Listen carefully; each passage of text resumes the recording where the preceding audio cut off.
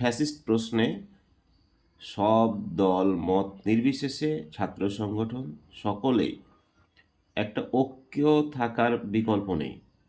এটা বারবার বরাবরই যারা অ্যাক্টিভিস্ট তারা বলে আসছে, এই ঐক্য থাকার কোনো বিকল্প নেই। আপনার ঐক্য যদি মজবুত সুদৃঢ় হয়, তাহলে এই সমস্ত অপকর্ম অপরাজনীতি এই বাংলাদেশে স্থান নিতে পারবে না। আর যখন আপনার ঐক্য বিনিষ্ট হবে, আপনার ঐক্যে ফাটল ধরবে, তখনই শত্রুপক্ষ, বিরোধী পক্ষ এবং পরাজিত শক্তি জায়গা নেবে। আপনাকে সবসময় একটা সুদৃঢ় ঐক্যের ভিতরে থাকতে হবে। আর ঐক্য যখনই বিনিষ্ট হওয়া শুরু হয়, তখনই মাথাচাড়া দেয় পরাজিত শক্তি। বিগত সময়ে, বর্তমান সময়ে যা চলছে তারই একটা বহিঃপ্রকাশ।